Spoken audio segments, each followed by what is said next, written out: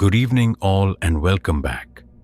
Tonight, we journey into the darkest corners of human experience, where the veil between the known and the unknown thins. We are about to delve into 10 disturbing true stories, raw and unfiltered.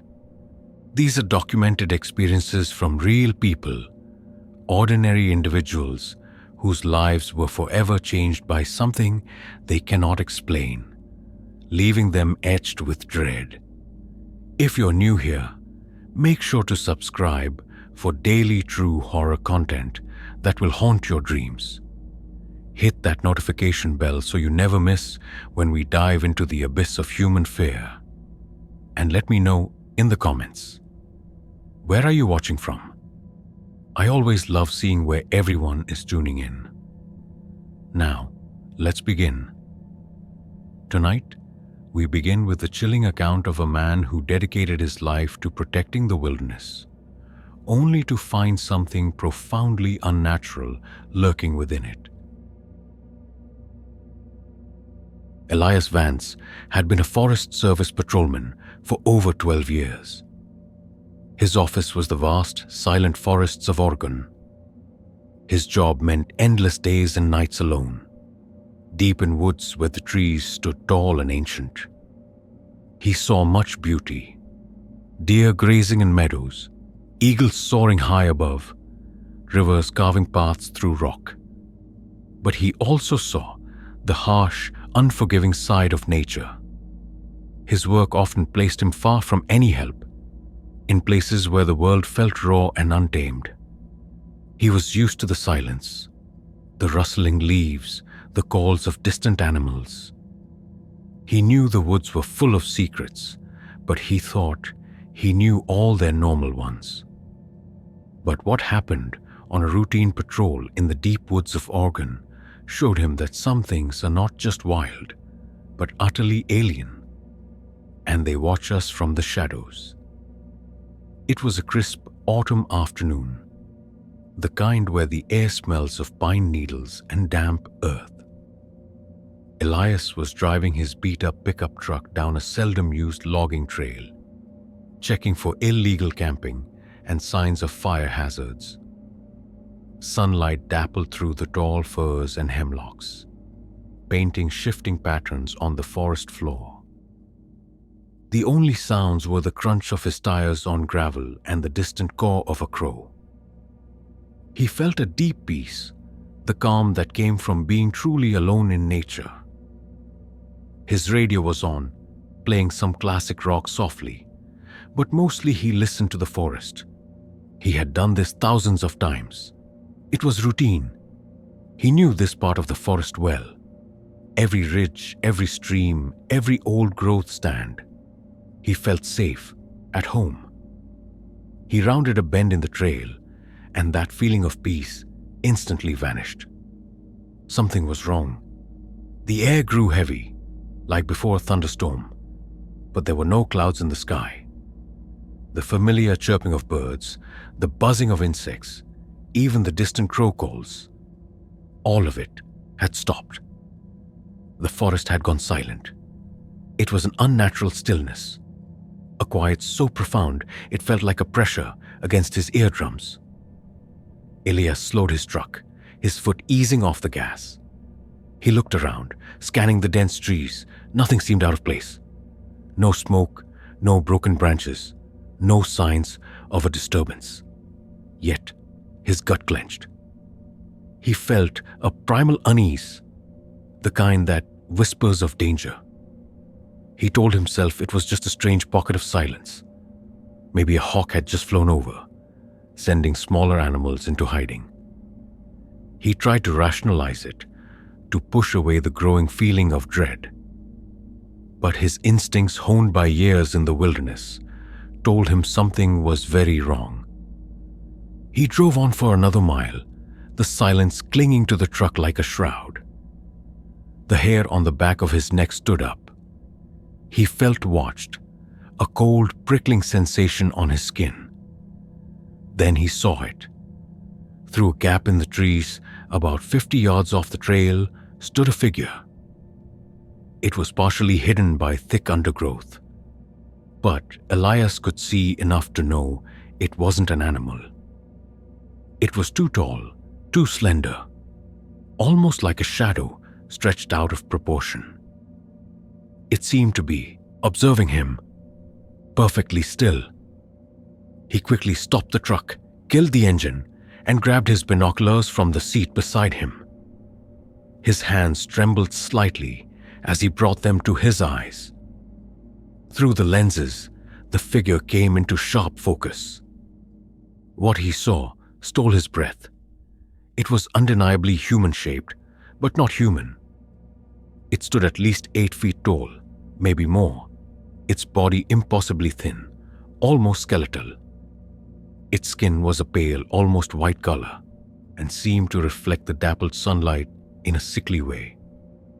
Its limbs were too long, its fingers ending in what looked like sharp black talons, but it was the head that truly horrified him. It was smooth, devoid of hair, with no nose or ears, just 2 sunken black holes for eyes. There was no mouth, only a slight ridge where one might be. It was facing him, its head tilted slightly, as if studying him, with a cold, inhuman curiosity. There was no expression, no emotion, just a blank, terrifying presence. Elias froze, his heart hammering against his ribs. He felt a wave of icy terror wash over him, a fear so deep it rooted him to the spot. This was not a person, not an animal, not anything he had ever read about in any book or seen in any wilderness. His mind screamed for him to drive away, to flee, but his body wouldn't obey. He felt a strange pull, a morbid fascination mixed with pure dread. He couldn't look away from those empty black eye sockets. It felt like they were looking straight through him, into the darkest parts of his being. The creature stood utterly motionless, like a statue carved from bone and pale skin. But Elias felt an intense, silent communication, a terrifying intelligence behind those void-like eyes.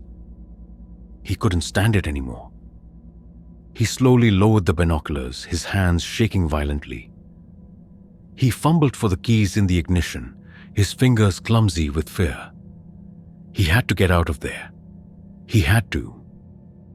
He jammed the key in, twisted it, and the engine roared to life.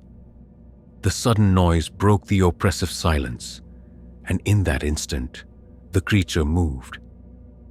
It wasn't a walk or a run. It was a fluid, impossibly fast motion, like water flowing over stones. It covered the 50 yards between the trees and his truck in a single, terrifying blur. Before Elias could even put the truck in gear, it was right there, outside his driver's side window. Its pale, gaunt face filled the window, those empty black eyes just inches from his own. He could see every horrifying detail now, the faint network of veins under its translucent skin, the sharp black points of its talons pressed against the glass. He could feel its cold presence, a wave of absolute dread that choked him. He tried to scream, but no sound came out. He was paralyzed, staring into those abyssal eyes, feeling a silent, chilling question from the thing. It seemed to be trying to understand him, to probe his mind.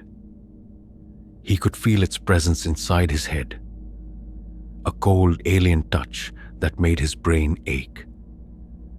Then, with a sudden, sharp crack, the creature slammed a talon against the window. The glass spiderwebbed, a single point of impact right beside his head. The sound jolted him out of his paralysis. Pure adrenaline surged through him. He floored the gas pedal, spinning the steering wheel hard to the left. The truck lurched forward, tires spitting gravel. The creature recoiled from the sudden movement, and Elias caught a fleeting glimpse of its impossibly long arm stretching out as if trying to grab him before he sped past. He didn't look back. He just drove, pressing the accelerator as hard as it would go, tears streaming down his face. A raw, animal scream finally tearing its way from his throat. He didn't stop until he reached the paved road.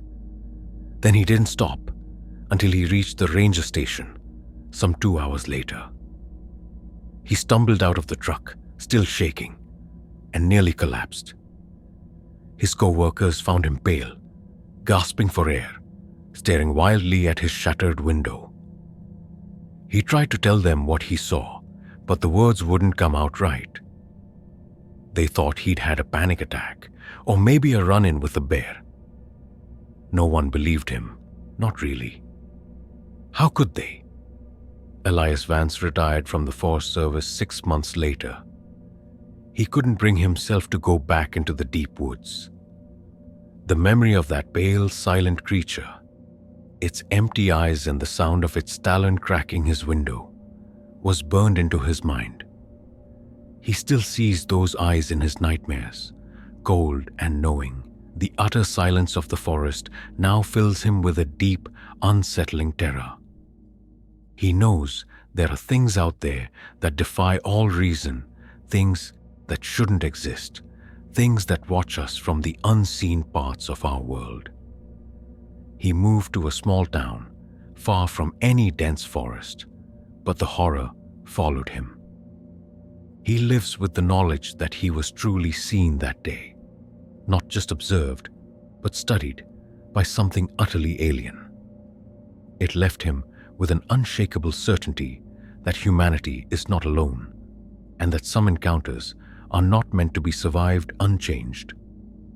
The forest, once his sanctuary, became a vast, quiet hunting ground for things that lurk beyond our understanding. Dr. Evelyn Reed had spent her entire adult life in the sterile, high-stakes environment of emergency rooms. For over 18 years, she had worked as an ER physician in a busy city hospital, witnessing the rawest forms of human suffering and resilience. She had seen it all: gruesome accidents, violent assaults, sudden illnesses that snatched lives away in moments. The ER was a place of constant noise, flashing lights, and the metallic tang of blood and antiseptic. It hardened you, made you pragmatic. You learned to deal with the shocking, the bizarre, and the tragic with a calm, focused mind. Evelyn prided herself on her ability to stay rational no matter the chaos. She believed in science, in facts, in what could be seen, touched, and explained. But one night, in the quiet hours just before dawn, she encountered something that shattered her carefully constructed reality.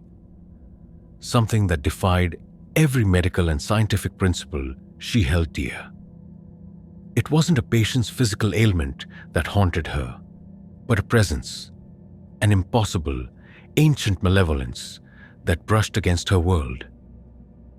It was a slow night, which was rare for their ER. The fluorescent lights hummed with a low buzz, casting a sterile glow over the empty beds and gleaming equipment.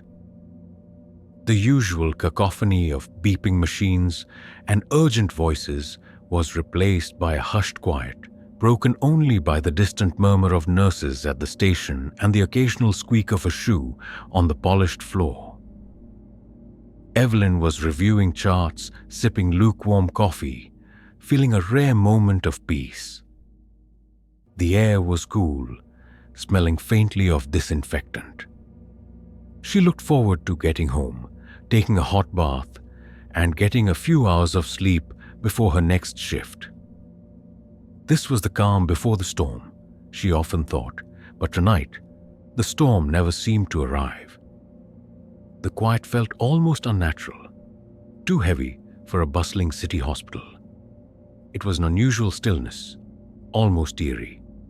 Around 3 a.m., a new patient arrived. It was an elderly woman brought in by ambulance. Her name was Agnes Periwinkle, and the paramedics said she had been found wandering near an old abandoned factory on the edge of town. They reported no obvious injuries, no signs of a struggle.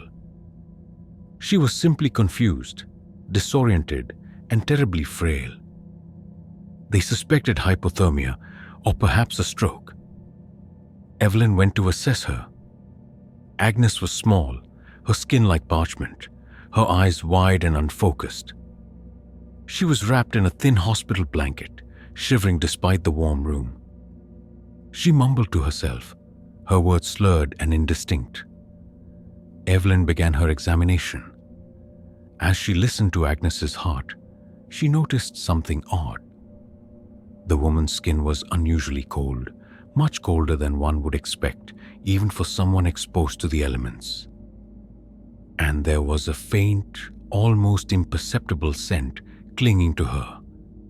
Something earthy and damp, like old leaves or wet soil, mixed with a faint, metallic tang. It was a smell that didn't belong in the clean air of the ER. Evelyn dismissed it as a byproduct of her exposure, perhaps from where she was found. She completed her basic checks, ordered some blood tests, and settled Agnes into a private room in the back, away from the main hub. As the night wore on, Agnes's condition didn't improve. In fact, she seemed to worsen. Her confusion deepened, and she began to speak more clearly, but her words were terrifying. She spoke of shadows, of eyes watching her, of whispers that promised ancient secrets.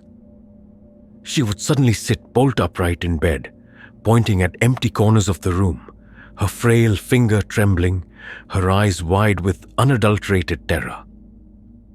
"It's here," she would croak, her voice raspy. "It's waiting." The nurses tried to calm her, attributing it to delirium. But Evelyn, standing at the door, felt a chill that had nothing to do with the air conditioning. The patient's fear felt too real, too raw. Her instincts were screaming that something was deeply wrong, something beyond a medical diagnosis. Evelyn ordered a full psychiatric evaluation, but as she waited for the psychiatrist to arrive, Agnes's behavior became more disturbing. She began to scratch at her own skin, leaving faint red marks. She would pull at her hair, whispering frantically about the one who waits. Her voice, sometimes a frail whisper, would suddenly drop to an impossibly deep, guttural tone, uttering strange words in a language Evelyn had never heard before. A language that seemed to vibrate with a cold, ancient power. The hair on Evelyn's arms stood on end. She watched through the observation window, a knot of dread tightening in her stomach. This wasn't delirium. This was something else. This felt like possession, a concept she had always scoffed at. But now, faced with it, she felt a profound unease. Around 4:30 a.m., Evelyn decided to check on Agnes again. The psychiatrist was still an hour out. As she entered the room, the oppressive stillness returned, heavier and colder than before. Agnes was lying in bed, facing away from the door, completely motionless.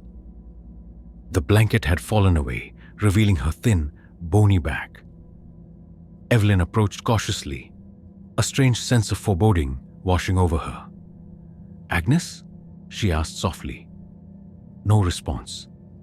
She reached out to gently touch the woman's shoulder, checking for a pulse. As her fingers brushed Agnes's skin, a jolt of pure ice shot through Evelyn's arm. The skin was not just cold. It was unnaturally, impossibly cold, like a corpse that had been left in the snow for days. And then Agnes moved. Slowly, deliberately, she began to twist her head. Not her body, just her head, turning it almost 180 degrees, until her face was looking directly at Evelyn. Her eyes, once wide and unfocused, were now solid black orbs, reflecting no light, no emotion, just an infinite void. A thin, sickly smile stretched across her lips, revealing teeth that seemed too long, too sharp, too yellow. And from that mouth, a voice emerged. It wasn't Agnes's frail, raspy voice. It was a low, rumbling growl, deep and resonant, like stones grinding together, layered with other, fainter whispers. Voices that sounded ancient and malevolent, speaking in that same guttural, unknown language. "You should not have listened," the voice hissed. "You should not have come." Evelyn stumbled back, tripping over her own feet, her heart seizing in her chest. Every cell in her body screamed for her to run. This was not Agnes. This was something horrifying, something that had taken over the old woman's body. The black eyes stared at her, unwavering, filled with a cold, knowing intelligence that spoke of untold ages. The smile widened, showing more of those unnatural teeth. The air in the room grew colder, thick with that earthy metallic scent, now stronger, sickly sweet. Evelyn could feel her own breath catch in her throat, her lungs refusing to take in air. She was suffocating in pure, unadulterated terror. Then, from the darkness behind Agnes, a shadow began to solidify. It wasn't a shadow cast by light. It was a deeper, darker patch of blackness that seemed to peel away from the wall itself, taking on a form. It was tall, impossibly thin, its edges shimmering as if it were made of liquid darkness. It had no distinct features, just the general outline of a towering figure.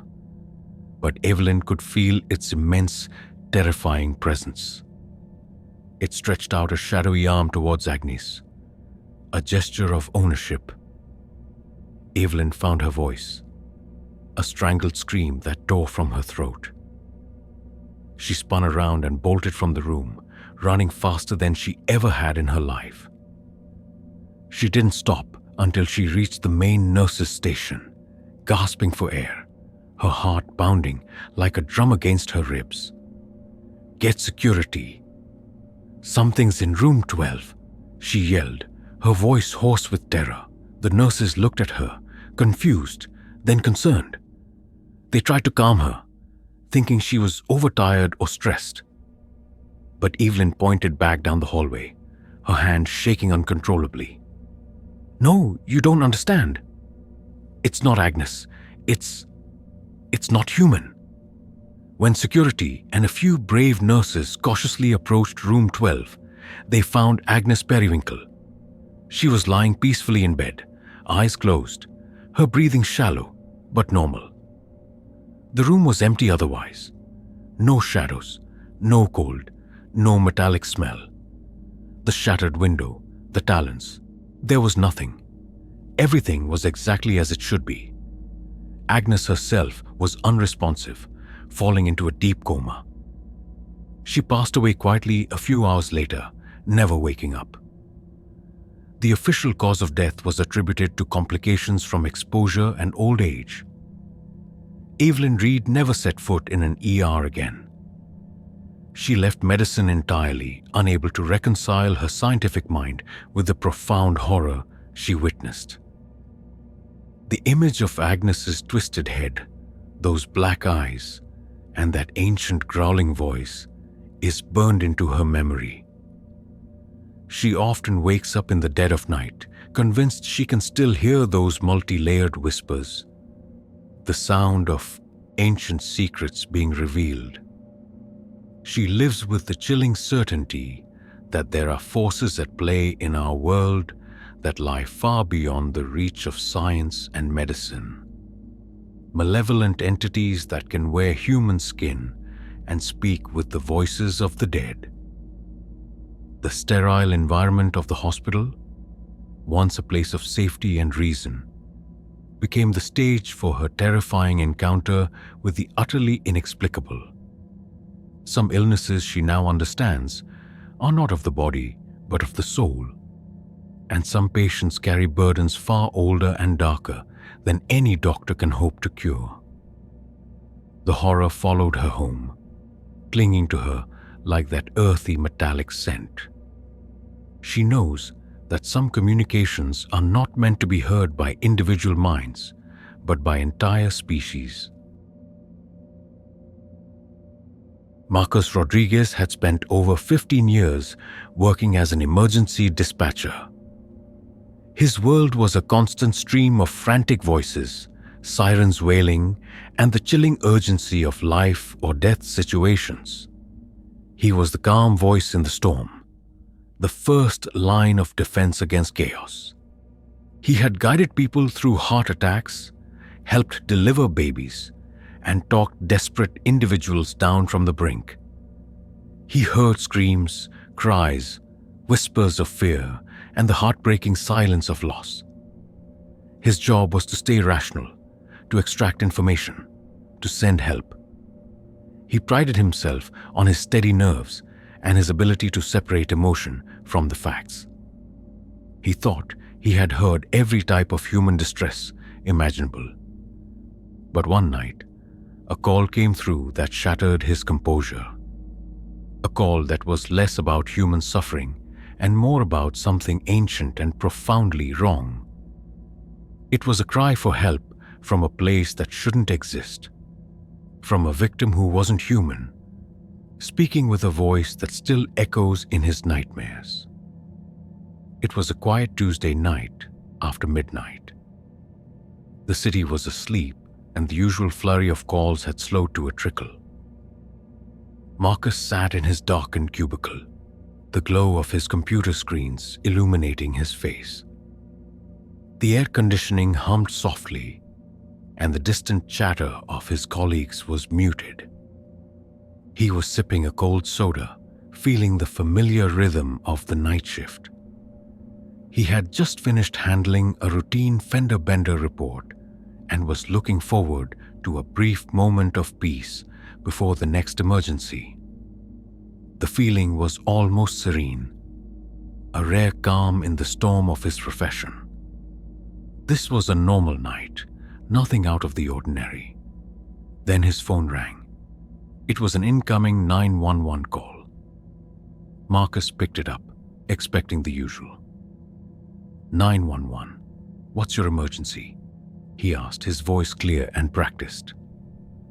There was a moment of static, a crackle on the line that sounded rougher than usual. Then a sound emerged. It wasn't a human voice.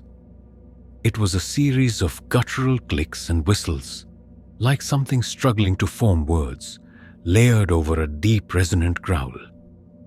It sounded like an animal in immense pain, yet there was a strange, almost intelligent pattern to the sounds.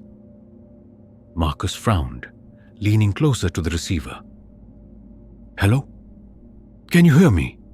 Is anyone there?" he repeated, a hint of concern entering his tone. He thought it might be a prank call or perhaps a child playing with a phone. But the sounds were too distressed, too complex. The clicks and whistles intensified, punctuated by what sounded like heavy, ragged breathing. Then, through the strange noises, a word emerged, faint but clear. "Help." It was distorted, stretched, as if forced through a throat not meant for human speech, but it was unmistakably the word help. Marcus felt a cold prickle on his skin. This was definitely not a prank. "Who is this? Where are you calling from?" he asked, his voice firmer now, trying to cut through the strangeness. He typed quickly, tracing the call. The system showed the call originating from a remote area deep within the state forest, miles from any road or known residents. A place where only hikers or very skilled hunters would venture. And certainly not a place with cell service. His instincts were screaming that something was wrong. This defied logic. No signal, no human voice, yet a clear cry for help. The sounds on the line grew more frantic. The clicks and whistles became faster, more desperate. He heard a soft thud, like something heavy falling, followed by a choked gurgle. Then the word came again, louder this time, filled with an unimaginable terror. Trapped. It sees me. It's here. The voice was still guttural, strained, but the words were clear enough to send a chill down Marcus's spine. It was not a human voice, but it was speaking human words.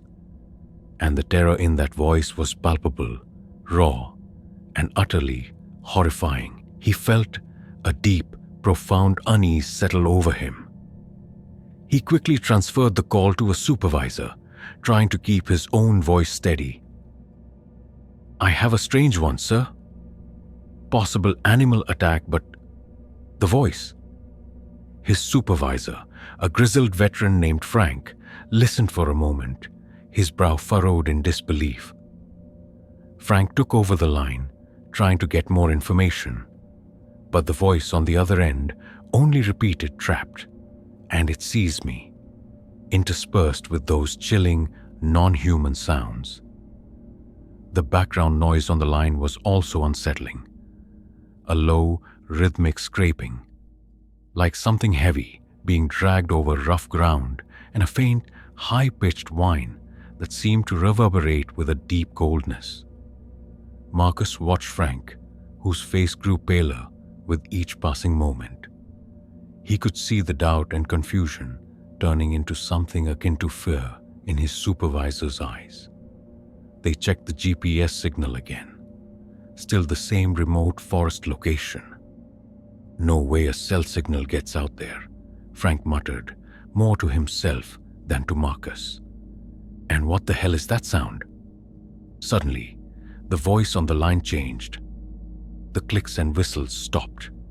The guttural growl faded. A new voice emerged, deep and resonant, utterly devoid of emotion, yet filled with an ancient chilling power. It was slow, deliberate, each word enunciated perfectly, but with an echo, as if spoken in a vast empty space. "It is not trapped. It is Sarab becoming. And soon, you will hear me, too." Marcus and Frank exchanged a wide-eyed glance. The new voice was not the caller's. It was a third presence, a profound benevolence that spoke directly to them through the phone line. The air in the dispatch center, usually buzzing with activity, suddenly felt cold, heavy. The faint, high-pitched whine from the call seemed to filter into the room, causing a dull ache behind Marcus's eyes. He felt a profound sense of wrongness, a violation of his perception of reality. This wasn't just a strange call. This was an intrusion. Then, the final words from the new voice came, clear and terrifying. "We are watching." And then, silence. The line went dead. Frank slowly hung up the phone, his hand trembling. He looked at Marcus, his face ashen. What was that?" he whispered, his voice barely audible. They immediately reported the incident up the chain of command. A small search and rescue team was dispatched to the coordinates, though everyone knew it was likely futile. They were gone for 2 days, battling thick undergrowth and treacherous terrain. They found nothing. No signs of a struggle, no tracks, no phone, nothing to explain the call. The forest was silent, undisturbed. But for Marcus, the silence was now a lie. He tried to go back to his routine, to dismiss it as a hallucination, a malfunction, but he couldn't. The memory of that guttural, non-human help, followed by the cold, echoing voice saying "we are watching," was burned into his mind. He couldn't shake the feeling of being watched, even now, in his own home. He began to notice subtle things, shadows in his peripheral vision, sounds that weren't there, the faint, high-pitched whine that sometimes pierced the quiet of his apartment. He started checking his phone for strange numbers, for calls from unknown locations. He jumped at unexpected noises. The comfort of the city, the safety of his home, felt like a fragile illusion. Marcus eventually left his job as an emergency dispatcher. The constant ringing of the phone, the knowledge that any call could bring that voice back, became unbearable. He works a desk job now, far from the urgency of the dispatch center. But the horror followed him. He lives with an unsettling certainty that there are things listening, things that can bridge the gaps in our technology, things that lurk in the unseen places of our world, and that they are indeed watching. He knows that some calls are not meant for human ears, and some secrets are not meant to be uncovered. He wonders what it was, the one that was becoming, and what happened to the caller who spoke of being trapped. And he lives with the chilling, lingering fear that one day his own phone will ring, and on the other end, he will hear that deep, echoing voice again, telling him that they are still watching. The silence of the night no longer brings peace. It brings a profound, chilling dread. Dr. Alan Peterson was a marine biologist, a man who had dedicated his life to the mysteries of the deep sea. For over 25 years, he had explored the ocean's abyssal plains, its volcanic vents, and its crushing trenches, places where sunlight never reached and life existed in alien forms. He had logged thousands of hours in submersibles, pushing the boundaries of what humans knew about our planet's largest habitat. The deep ocean was a realm of immense pressure, profound darkness, and incredible, often bizarre, creatures. He was accustomed to the strange and the unexpected. He had seen things that would shock most people: glowing fish with teeth like daggers, giant squid lurking in the black, entire ecosystems thriving on chemical vents. He believed in the explicable, even if the explanation was still beyond current human understanding. But what he encountered on a routine research dive into the Mariana Trench, the deepest point on Earth, shattered his scientific worldview and replaced it with a chilling, primal fear. It was a discovery that proved some abyssal horrors are best left undisturbed, ancient and malevolent, and they are not alone. It was a standard research mission descending into the black. Alan was piloting a state-of-the-art deep-sea submersible, the Triton, built to withstand the immense pressures of the trench. Outside, the world was absolute darkness, broken only by the powerful floodlights of the Triton, which cut through the inky blackness like luminous swords. Inside the small, cramped cabin, the air was recycled and cool, smelling faintly of ozone and electronics. Alan sat focused at the controls.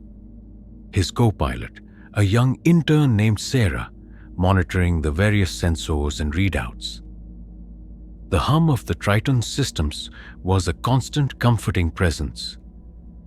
They were collecting samples, mapping the seafloor, and observing deep-sea life. This was his passion, his life's work. It was routine, albeit a routine few humans ever experienced. He felt a sense of exhilaration, pushing deeper than most men had ever gone.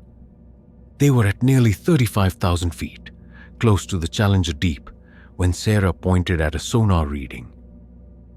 "Dr. Peterson, I'm picking up something unusual. A large anomaly, directly below us. It's huge." Alan leaned over, studying the screen. The sonar showed a massive, irregular shape on the seafloor, far larger than any known geological formation or even a sunken ship. It was hundreds of meters long, with strange, angular contours that didn't look natural. "Keep an eye on it," Alan instructed, adjusting their descent path. His scientific curiosity was piqued. This could be a new, massive geological feature, or perhaps a previously undiscovered species of colossal scale. He felt a thrill, the kind that came with groundbreaking discovery. As they descended further, the anomaly became clearer on the sonar. Its shape was disturbingly precise, almost too regular. It looked like a vast structure, buried mostly in the silt, but with sharp geometric edges. His initial excitement slowly gave way to a creeping unease. He had seen countless natural formations. This was different. This looked artificial. "Increase light output," he commanded, his voice tight. Sarah complied, and the Triton's floodlights blared, pushing back the darkness even more. What they saw next made Alan's breath catch in his throat. Emerging from the abyssal silt was an immense black structure. It wasn't rock. It was a series of impossibly sharp, angular columns and arches, made of a material that seemed to absorb light rather than reflect it. It was like looking at a tear in reality, a void given form. The surface was impossibly smooth, yet it had strange, faint etchings, patterns that were too complex, too intricate to be natural, and it was ancient. Barnacles and deep-sea sponges covered parts of it, hinting at untold millennia submerged. "My God," Sarah whispered, her voice trembling. "What is that?" Alan felt a profound sense of dread. His scientific mind screamed for an explanation, but there was none. This wasn't a natural phenomenon. This was a colossal, man-made, no, alien-made structure. It looked like a ruin, something built by an intelligence far beyond human comprehension. And it was utterly silent, a silent testament to something ancient and terrifying.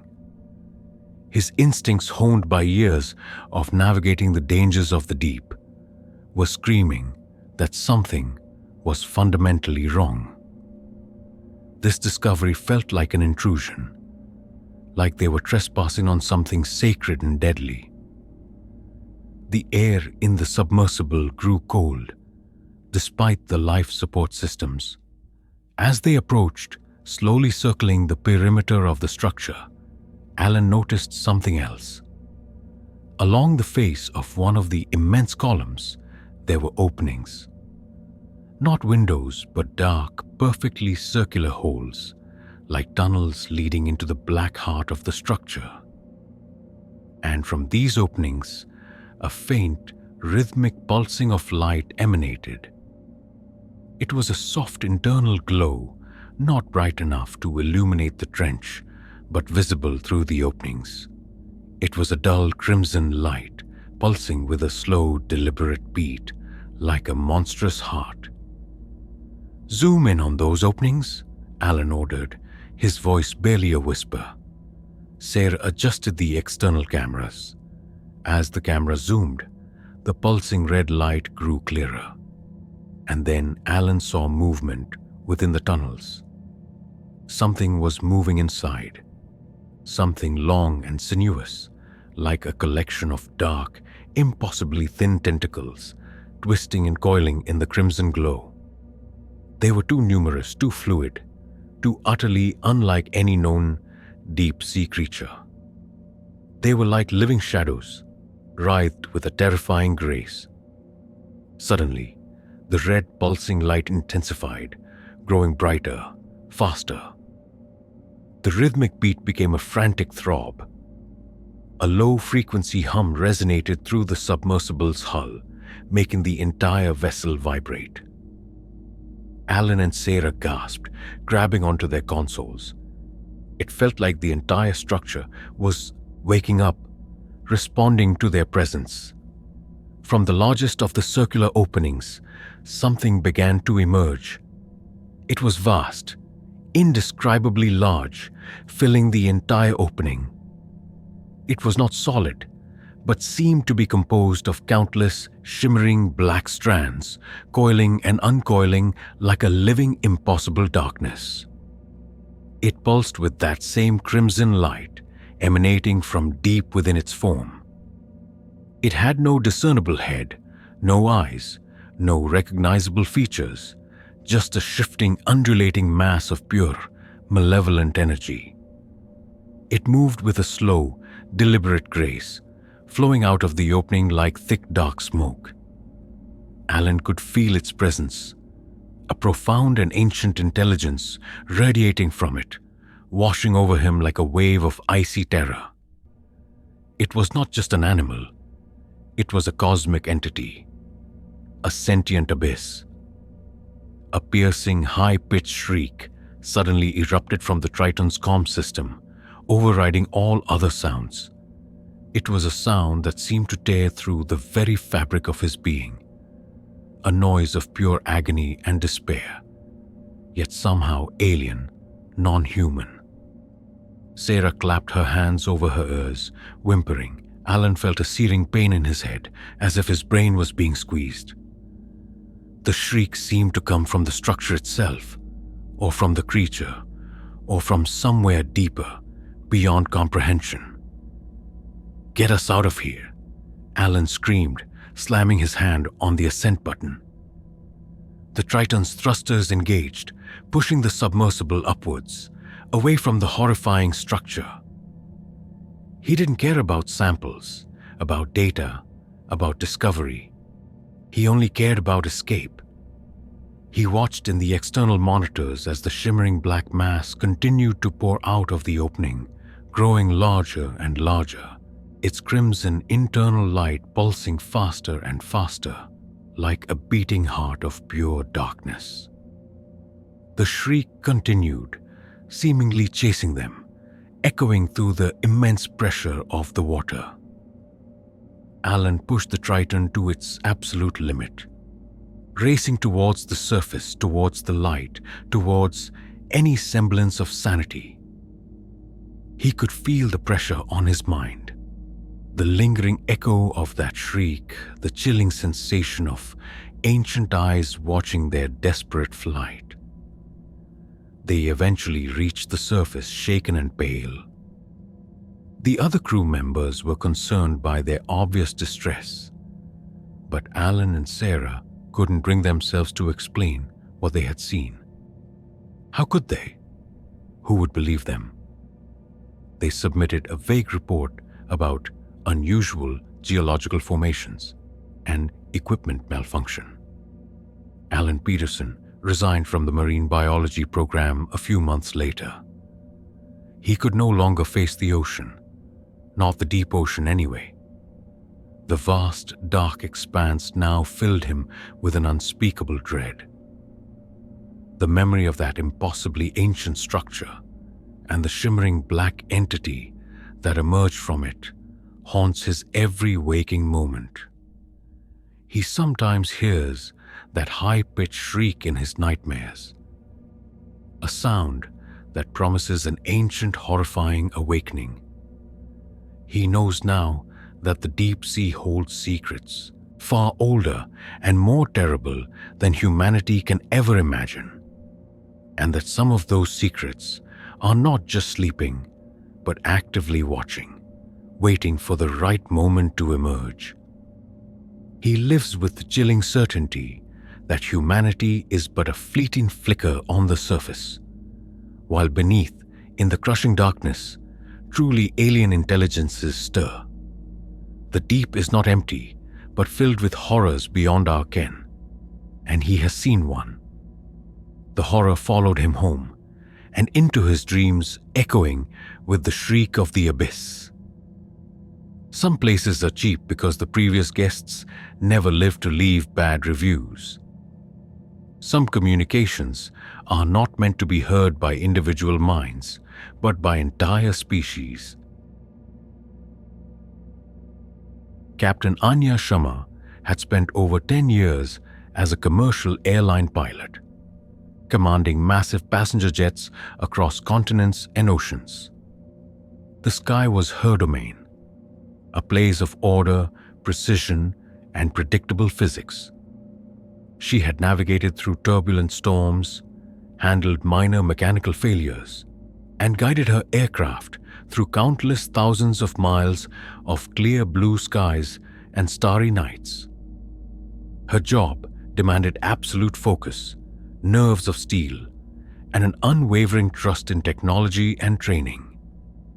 She believed in what she could see on her instruments, what she could calculate, and what could be explained by aeronautical science. But one night, high above the Pacific Ocean, she encountered something that defied every law of physics, every piece of training, and every rational explanation she had ever known. It was an anomaly of the highest order, a silent, vast presence that reminded her that even in the vast expanse of the sky, humanity is not always alone, and some encounters leave you forever grounded in terror. It was a routine trans-Pacific flight from Los Angeles to Tokyo. The Boeing 747, carrying over 300 souls, was cruising at 38,000 feet. The night was clear, the stars blazing like diamonds scattered across a velvet cloth. Inside the cockpit, the instrument panels glowed softly. The rhythmic hum of the 4 massive engines, a reassuring sound. Anya sat in the left seat, her co-pilot, Mark, in the right, both silently monitoring their systems. The cabin crew was preparing for the first dinner service. The air was cool and crisp, recycled but clean. Anya felt the familiar sense of calm control, the quiet confidence of a seasoned pilot. This was her element, the long, lonely stretches of ocean flight. A time for reflection and steady navigation. Everything was perfectly normal. About 3 hours into the flight, just as they passed the point of no return, where it was faster to continue to Tokyo than turn back to LA, Mark pointed to the radar screen. "Captain, I'm picking up something. Very faint, but it's there. Looks like a large contact, maybe 100 miles ahead." Anya leaned over. The radar showed a diffuse, indistinct blob, much larger than a typical aircraft. It didn't have a transponder signal, meaning it wasn't a commercial or military plane. Air traffic control didn't mention any other traffic in our sector, Mark added, his brow furrowed. Could be a weather anomaly, but the sky's clear. Anya checked her own instruments. No visible clouds. The air was smooth. "Keep an eye on it," she instructed, feeling a slight prickle of unease. Unidentified radar contacts were rare, but not unheard of. Sometimes it was a glitch, sometimes a stray flock of birds, sometimes even military exercises they weren't informed about. But the sheer size of this contact was unusual. Her instincts, honed by years of flying, were telling her this wasn't right. The vast, empty Pacific wasn't known for surprise air traffic. As they continued on their flight path, the radar contact grew steadily stronger, closer. It was still ahead of them, still on their direct route. It was also growing in size on the screen, indicating an immense physical object. "It's not moving," Mark said, his voice now laced with concern. "It's just sitting there, right in our flight path. I'm going to try hailing it on emergency frequencies." He tried, but received no response, only static. Anya felt a knot tighten in her stomach. This was escalating beyond a glitch. "Contact Honolulu Center," Anya ordered, her voice firm. "Report an unknown, non-responsive, large radar contact directly ahead, requesting vector change." The radio operator at Honolulu acknowledged, but sounded baffled. "Negative, Clipper 170. We show a clear sky in your sector. No other traffic." Anya and Mark exchanged a look of pure confusion. Their radar was clearly showing something massive directly in front of them, yet ground control saw nothing.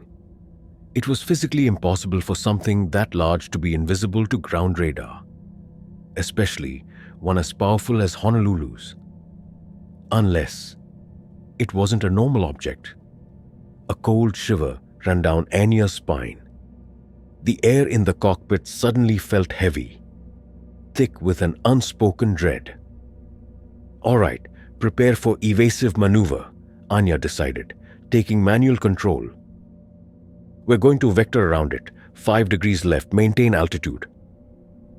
She began to gently bank the massive jet, trying to steer clear of the invisible to others, yet very real to them, anomaly.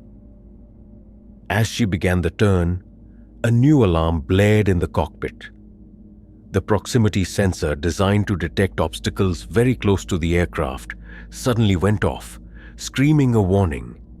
And then, through the cockpit windows, in the vast, star-dusted darkness ahead, she saw it. It wasn't a plane. It wasn't a cloud. It was a colossal, silent, utterly black object. It hung motionless in the sky, directly in their path, dwarfing their enormous 747. It was so perfectly black that it seemed to absorb all light, appearing as a gaping hole in the starry canvas. It had no discernible lights, no discernible shape, only an impossibly vast, irregular mass, like a piece of the night sky, had solidified and fallen. It was utterly silent, yet its presence was overwhelming. It simply was. Anya gasped, her breath catching in her throat. Mark swore under his breath, his eyes wide with terror. This was not a mirage. This was real, and it was immense. It was so big that they were already almost under its shadow, even though it was still a few miles away. The star field behind it was completely blotted out, replaced by an absolute void. It looked ancient, impossible, like something that had drifted in from another dimension. Her hands instinctively gripped the yoke, pulling back, trying to gain altitude, trying to swerve harder. But the object was too vast, too close. She could feel a strange, disorienting pressure in the cockpit, a profound sense of wrongness, as if the very air was being stretched thin around the object. The silence emanating from it was terrifying, an absence of sound that seemed to suck all ambient noise from the world. Then, from the impossibly black surface of the object, pinpricks of light began to emerge. Not bright flashing lights, but faint, internal glows, shifting and swirling like distant nebulae. They were not evenly spaced, but seemed to cluster, forming patterns that were too intricate, too deliberate to be random. And they were changing, morphing, as if the object itself was a living, breathing entity. Anya felt a wave of pure, primal dread wash over her. This wasn't just an object. It was a creature, a vast, silent, cosmic leviathan hovering in their airspace. Suddenly, a deep, resonating hum filled the cockpit, vibrating through the entire plane. It wasn't an engine sound, but something far lower, far more powerful. A sound that seemed to come from inside her own head. It wasn't just noise. It was like a pressure, a silent command that bypassed her ears and went straight to her mind. And through that hum, faint whispers began to emerge, not in any language she knew, but a chorus of ancient alien voices, like 1,000 minds speaking at once, cold and distant, yet intimately close. She felt a profound sense of being observed, not just seen, but studied. With an intellect so vast and indifferent, it was terrifying. "Mayday! Mayday!" Anya screamed into her headset, her voice cracking. "Unknown massive object, non-responsive, direct impact course. We need to divert. Repeat, we need to divert."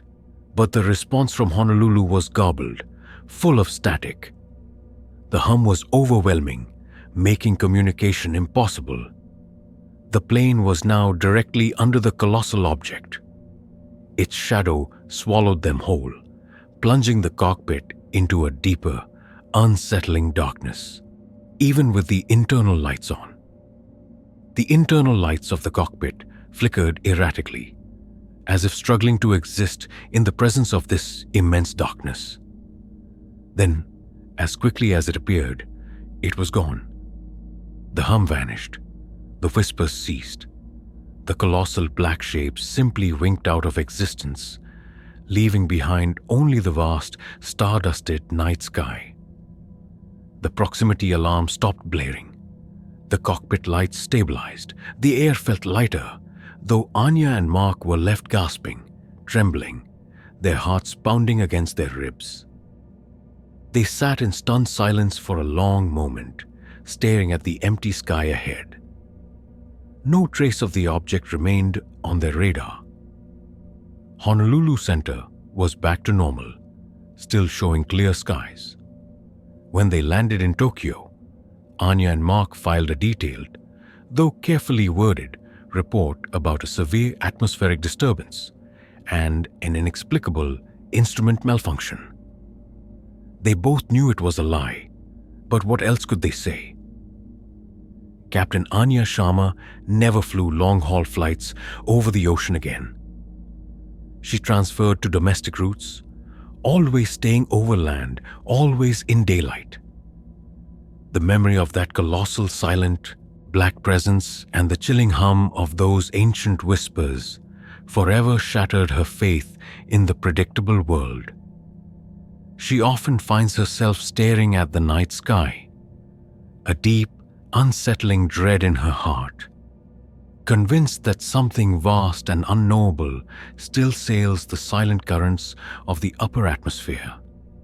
She knows that humanity is not alone in the vast emptiness, and that some encounters leave scars far deeper than any physical injury.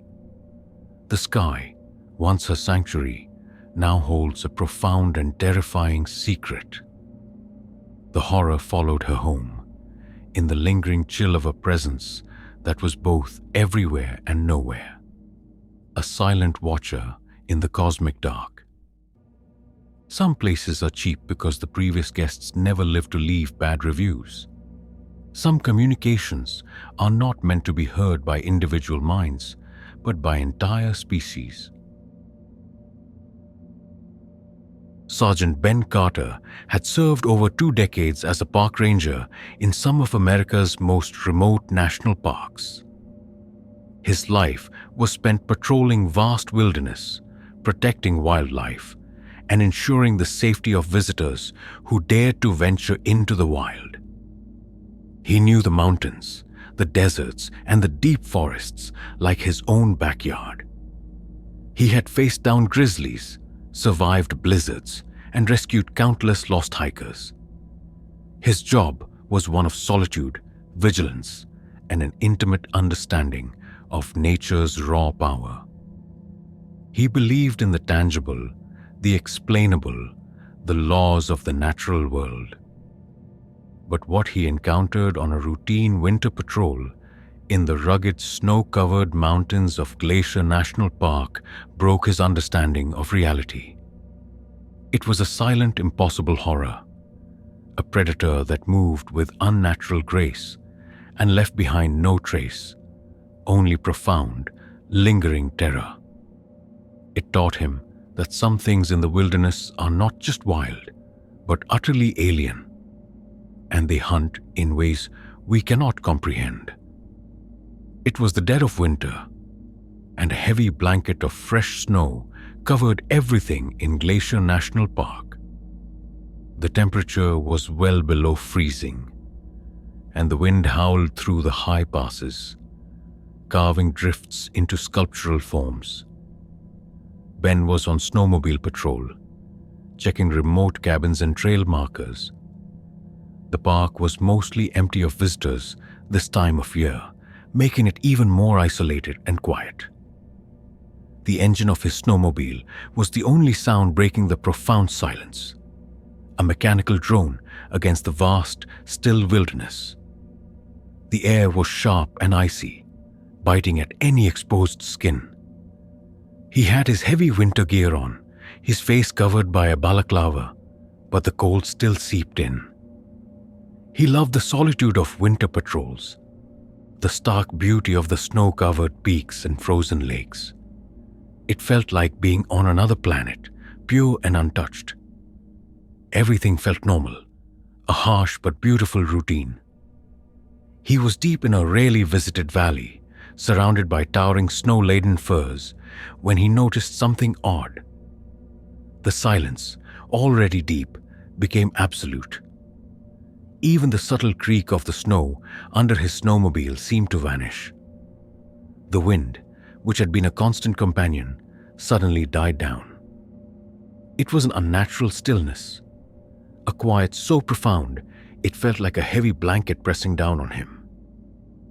He cut the engine of his snowmobile, letting the sudden silence wash over him. His breath plumed white in the frigid air. He scanned the dense tree line, his eyes narrowing. No animal calls, no rustling branches, not even the distant hum of wind. Just pure, unsettling quiet. His gut clenched, a familiar warning sign honed by years in the wilderness. He told himself it was just the peculiar way sound carried or didn't carry, in extreme cold. But he knew better. This was different. This felt wrong. He waited for a few minutes, listening, but nothing changed. The silence was absolute. He decided to continue, albeit with heightened caution. As he started his snowmobile again, the engine's roar felt shockingly loud in the oppressive quiet. He continued down the trail, his eyes constantly darting to the tree line. That feeling of being watched, of something unseen observing him, grew stronger, like an icy hand on his spine. Then he saw tracks in the fresh snow. Not animal tracks, not human boot prints. These were long, narrow indentations, too regular to be natural, yet too strange to be anything he recognized.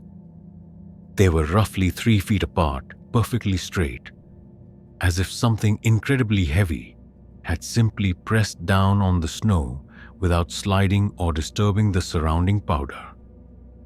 And there were no drag marks, no sign of anything connecting them. Just perfectly spaced, deep depressions. They led directly from the dense forest across the trail and disappeared into the trees on the other side. His instincts were screaming that something was terribly wrong. These tracks defied physics.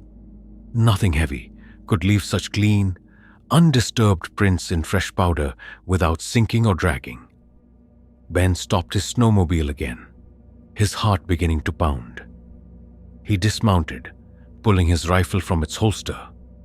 He approached the tracks cautiously, kneeling down to examine them. They were almost perfect ovals, deep and unnerving.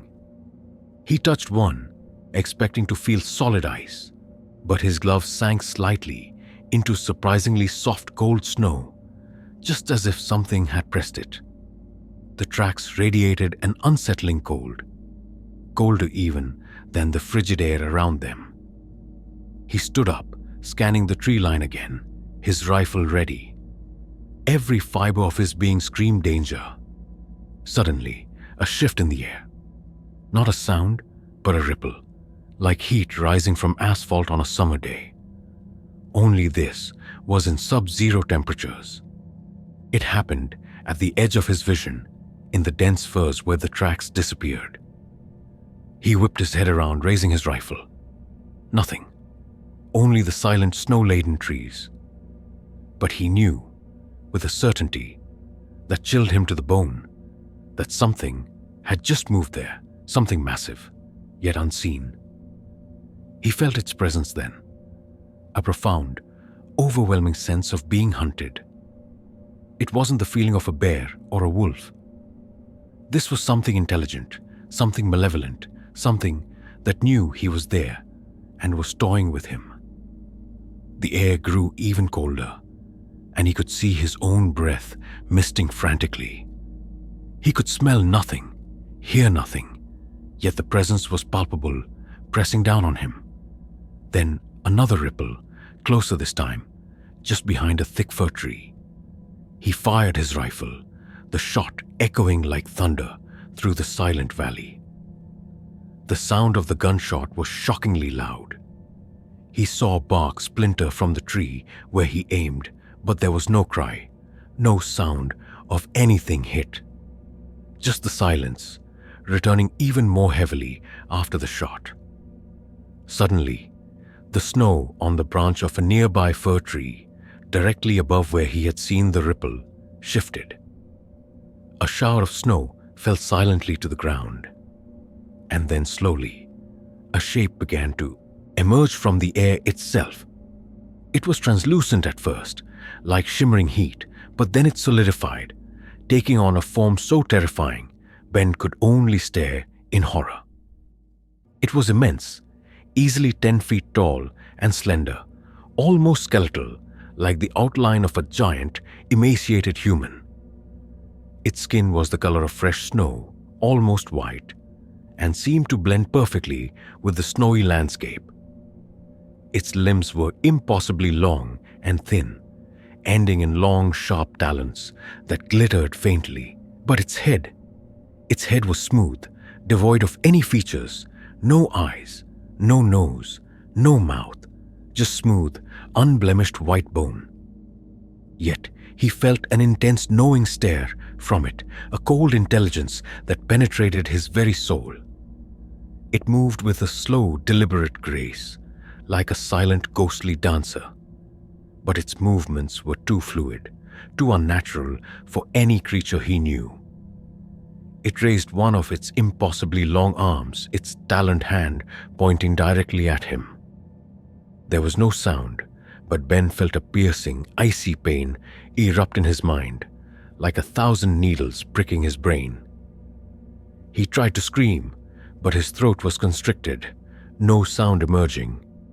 He was paralyzed by fear, unable to move, unable to even blink. He stared into that blank, white face, feeling an overwhelming sense of ancient hunger, a predator that saw him as nothing more than prey. He could feel the immense cold radiating from it, an unnatural chill that seemed to seep into his bones, numbing him. He was losing control, his mind reeling from the psychic assault. He felt as if it was reaching into his very thoughts, probing, analyzing. He felt utterly vulnerable, completely exposed to the silent, impossible hunter.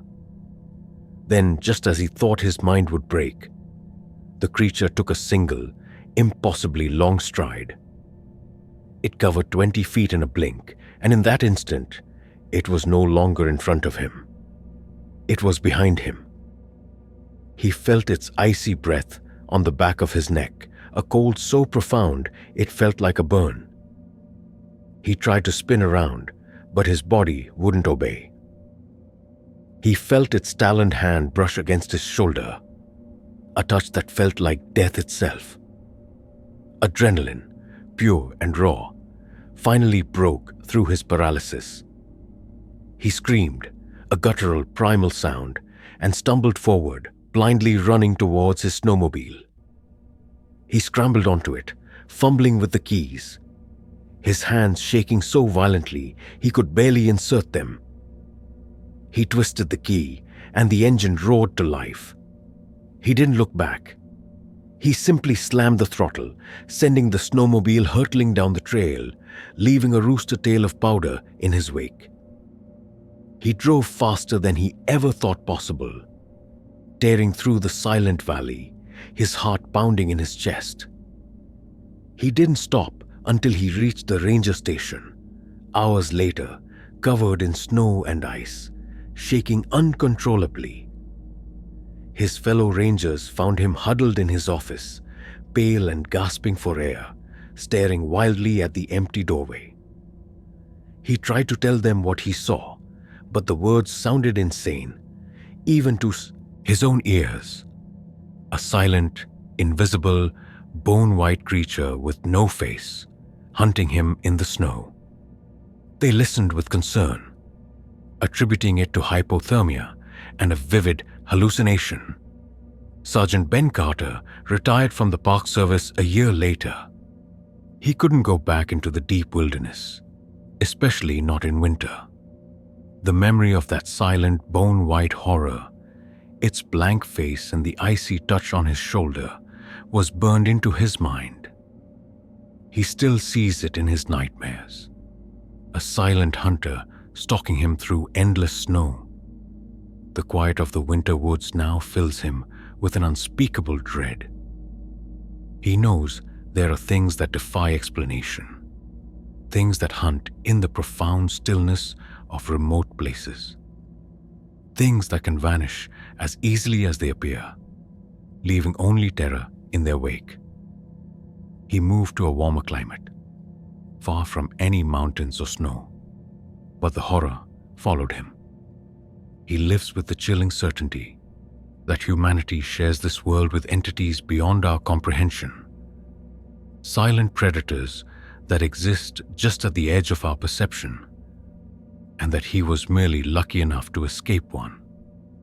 The wilderness, once his sanctuary, became a vast, quiet hunting ground for things that exist in the blank spaces between our understanding.